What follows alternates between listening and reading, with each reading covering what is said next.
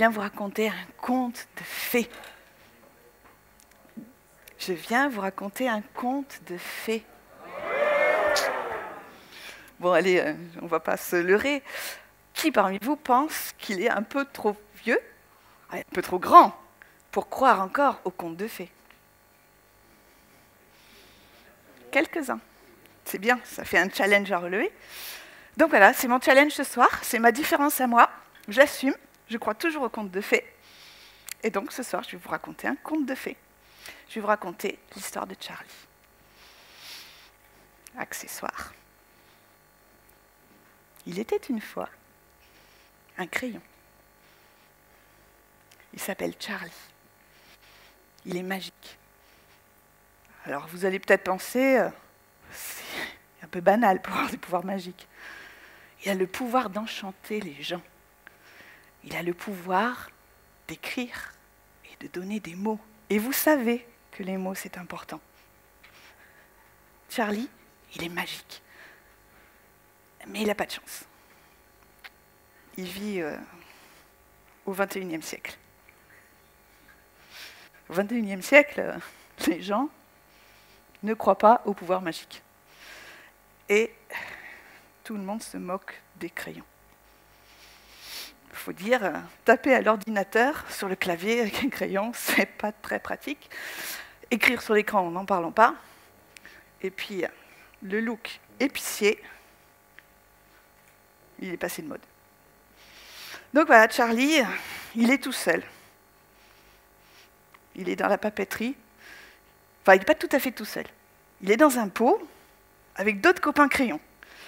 Et heureusement, il y a une bonne ambiance entre eux. Ils s'entendent bien, ils sont sympas, ils s'aiment bien. Et donc, parfois, ils se font des petites blagounettes de crayons. Il parle du propriétaire de la papeterie, il dit « T'as vu aujourd'hui? T'as pas bonne mine, hein ?» Ou alors, quand il y en a un d'entre eux qui a la chance d'être pris, de partir de la papeterie, ils disent « Allez, vas-y, mets la gomme !» Enfin, bon, c'est de l'humour de crayon. Alors, tout le monde ne comprend pas l'humour de crayon. Donc voilà, Charlie, il vit une vie à peu près correcte quand même. Il se languit un peu, parce que ses pouvoirs magiques ne s'expriment pas quand on est dans un pot à crayon. Et puis, dans le pot d'à côté, il y a Kevin. Alors, pour ceux qui connaissent Gad Elmaleh, Kevin, c'est le blond des crayons. Voilà. C'est un stylo. Alors, les stylos, ça reste quand on écrit avec un stylo. On est sûr de soi quand on écrit avec un stylo.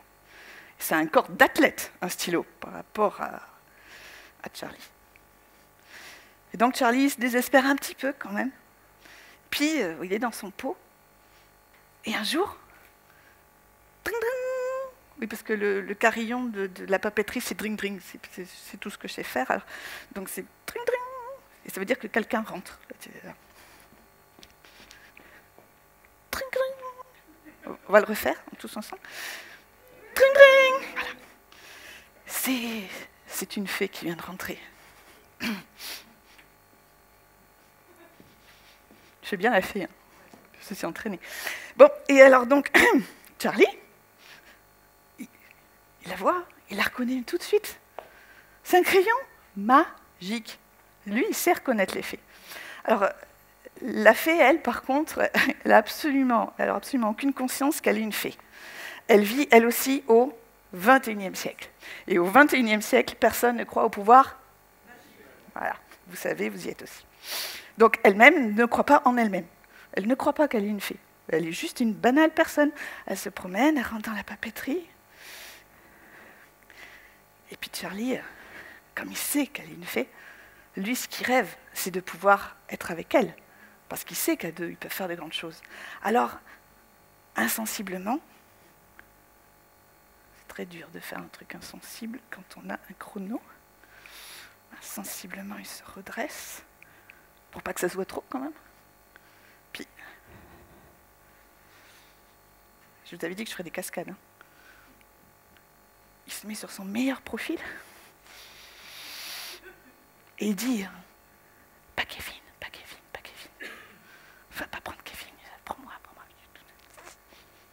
Et là, c'est le miracle. C'est un conte de fées, après tout. La fée, elle arrive, elle le voit, elle voit que lui. Elle le prend.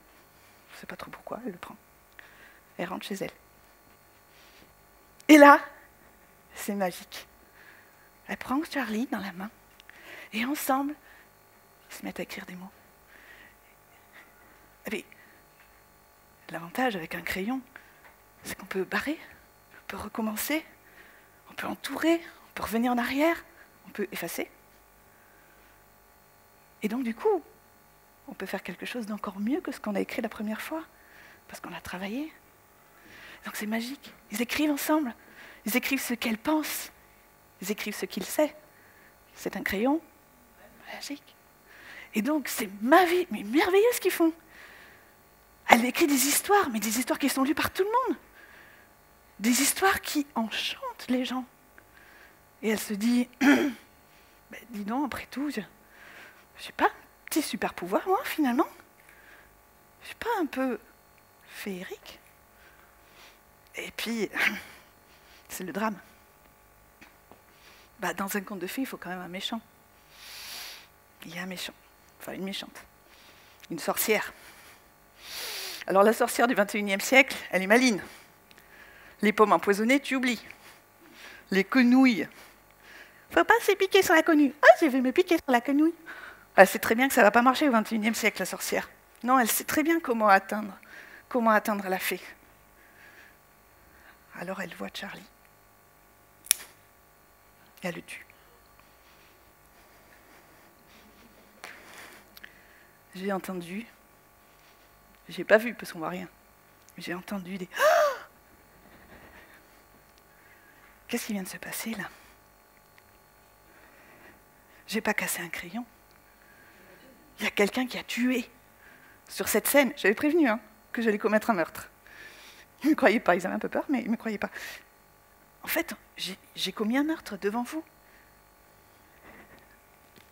Ça, grâce au pouvoir des mots, de l'imagination, c'est plus un crayon. C'est Charlie. Il vient de mourir. Alors, on n'a pas une minute de silence, mais quelques secondes pour Charlie. S'il vous plaît.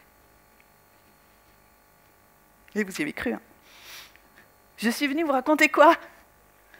Un conte de fées. Ça finit pas comme ça, un conte de fées. Alors, figurez-vous que chez la fée habitait aussi un grand sage, un être formidable, très fort, très doué, plein de pouvoirs magiques. Il avait été victime d'une malédiction, et donc il s'est retrouvé enfermé dans une boîte. Il était enfermé dans cette boîte, il n'arrivait pas à sortir, mais à l'intérieur, il avait de grands pouvoirs. Il a été ému par la détresse de la fée, lui aussi, il savait que c'était une fée, il n'est pas idiot. Et donc, il utilise son pouvoir magique, et il ressuscite. Il ressuscite Charlie. Mais pas que. Parce que maintenant, Charlie n'est plus tout seul. Ils sont deux. Pas tout à fait. Il faut un peu plus de pouvoir magique. Soufflez. Allez, vous avez peut-être du pouvoir magique, vous aussi. Pas assez fort, soufflez plus fort. Yeah. Vous êtes doués. La morale de cette histoire, parce que dans tous les contes de fées, il y a une morale.